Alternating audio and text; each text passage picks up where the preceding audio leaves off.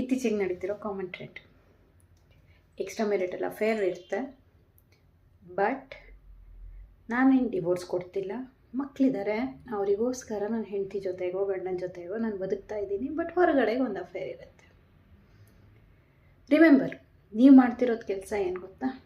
ನಿಮ್ಮ ಮಕ್ಕಳಿಗೆ ಈ ಥರ ನೀವು ಮಾಡೋದು ಓಕೆ, ಅಥವಾ ಬೇರೆಯವ್ರು ನಿಮ್ಮ ಜೊತೆಗೆ ಮಾಡಿದ್ರು ನನ್ನ ಹೆಂಡತಿ ನನ್ನ ಗಂಡ ಹೆಂಗೆ ಸಹಿಸ್ಕೊಂಡಿದ್ದಾರೋ ನೀವು ಒಂದಿನ ಸಹಿಸ್ಕೊಂಡಿರಬೇಕು. ಬಿಕಾಸ್ ಆ ಮಕ್ಕಳಿಗೆ ಮುಂದಕ್ಕೆ ನಿಮ್ಮಪ್ಪ ಹಿಂಗೆ ಮಾಡಿದ್ರು, ನಿಮ್ಮಮ್ಮ ಹಿಂಗೆ ಮಾಡಿದ್ರು ಅಂತ ಸಿಚುವೇಶನು ಬರುತ್ತೆ. ನೀವು ಯೋಚನೆ ಮಾಡ್ತಿರೋದು ಪ್ರೆಸೆಂಟಲ್ಲಿ ಎಲ್ಲ ಕರೆಕ್ಟಾಗಿ ನಡೀತಿದೆ ಅಂತ.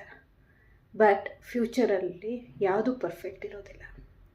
ಒಂದು, ನೀವು ಕ್ರಿಯೇಟ್ ಮಾಡ್ಕೊತಿರೋ ದಾರಿ ಮುಂದಕ್ಕೆ ವಾಪಸ್ ಬರೋಕ್ಕಾಗಲ್ಲ.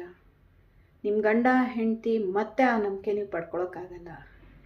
ಅಕಸ್ಮಾತ್ ಇಷ್ಟೆಲ್ಲ ಆದಮೇಲೆ ಆ ಗಂಡನೋ ಹೆಂಡ್ತಿನೋ ಸೀರಿಯಸ್ ಆಗಿ ಒಂದು ಡಿಸಿಷನ್ ತೊಗೊಂಡು ಡಿವೋರ್ಸ್ ಅಪ್ಲೈ ಮಾಡಿ ಎಲ್ಲ ಮುಗಿಸ್ಕೊಂಡು ಹೊರಗಡೆಗೆ ಬಂದಮೇಲೆ ನಿಮ್ಮ ಮಕ್ಕಳು ಲೈಫಲ್ಲಿ ನೀವು ಬರೀ ವಿಸಿಟರ್ ಆಗಿ ಉಳಿತೀರ. ಅಷ್ಟೊತ್ತಿಗೆ ಯಾವಾಗಲೂ ಅಷ್ಟೇ ನೀವು ನೋಡಿರ್ಬೋದು, ಮೋಸ್ಟ್ ಆಫ್ ಆಲ್ ಈ ಅಫೇರ್ಗಳೇನಿದೆ, ಎಕ್ಸ್ಟ್ರಾ ಮ್ಯಾರಿಟಲ್ ಅಫೇರ್, ಅದು ಲೈಫ್ ಪೂರ್ತಿ ಉಳಿಯೋಲ್ಲ.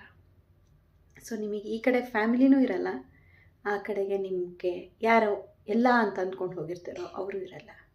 ಮಕ್ಕಳು ಜೀವನದಲ್ಲಿ ನೀವು ಬರೀ ವಿಸಿಟರ್. ಯಾಕೆ ಅಂತ ಹೇಳಿದ್ರೆ, ಡಿವೋರ್ಸ್ ಆಗಿಲ್ಲ ಅಂದ್ರೂ ಮಕ್ಕಳಿಗೆಲ್ಲ ಅರ್ಥ ಆಗುತ್ತೆ. ಈಗಿನ ಕಾಲದ ಮಕ್ಕಳು ತುಂಬ ಬುದ್ಧಿವಂತರು. Think before you go ahead. ಯಾಕೆ ನಾನೇನು ಮಾಡಬಾರ್ದು ಅಂತ ಮನಸ್ಸಲ್ಲಿತ್ತು ಅದನ್ನು ತೆಗೆದುಹಾಕಿ ಒಳ್ಳೆ ಫ್ಯಾಮಿಲಿನ ರೂಪಿಸೋಕ್ಕೆ ಟ್ರೈ ಮಾಡಿ. All the best.